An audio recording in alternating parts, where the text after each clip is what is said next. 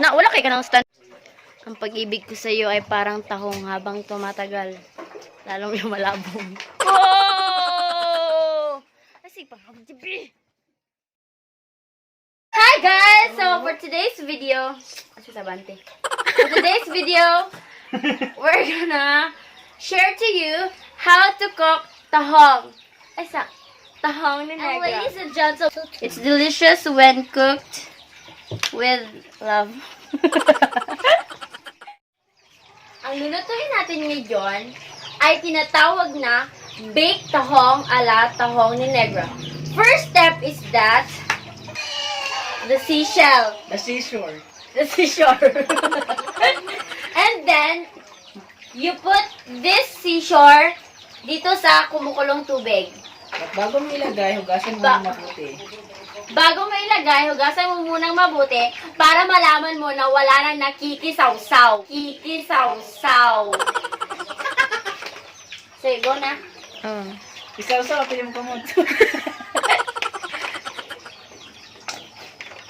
Wala, kalungo.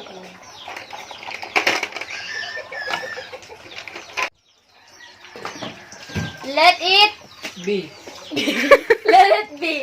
Hayaan mo kumulo siya ng 15 minutes at habang hinihintay na maluto ang tahong ko, I'll just have short advertisement about sa mga ingredients na gagamitin para ma-successful ang tahong ni Negra. Ang mga ingredients ay number 1, tahong ni Negra. Number 2, butter. Number 3, garlic. Number 4, onion. Number 4 is cheese. Number 5, mainit na tubig. Wala na. Oven. Ingredients ba yun? Chinelas. Luwag, lugar. Chinelas kay kung magpalit ka kay ingredients, di ka magchinelas. Kuha namang good ka ng pangkuan ba? Pang dato nga luto ba ka na natanan sa ref? Di na, magpalit sa matado. Daya. Kaya mo nang palit nito. Sumuha na to, 5 na, ay na. While waiting sa ating pinakukulo ang tahong ko, nag-iisang tahong ko, we will mix the The butter, dye. And the garlic. we mix the butter within the garlic.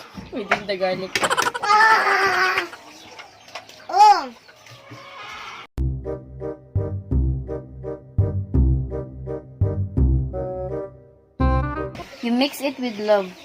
Ito ang pag-mix with love.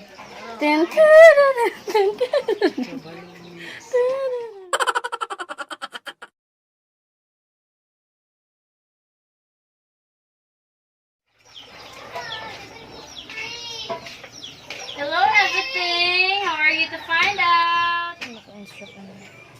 So we get the seashell out of the water. Yung luto na. Yung alam mo talagang lutong-luto na. And then we put our butter mixed with garlic.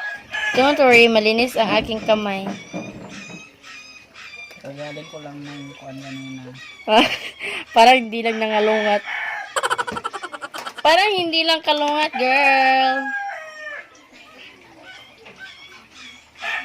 Ayos. Totoong butter. So, after my tahong is being laid in the table, sana all nililay, lagyan natin ng sprinkled chess. Sana all chess. Dora.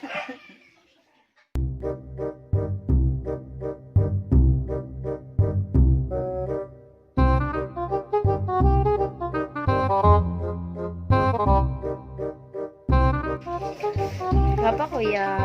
Papa, pero pangit ang Sige. balay. Masa.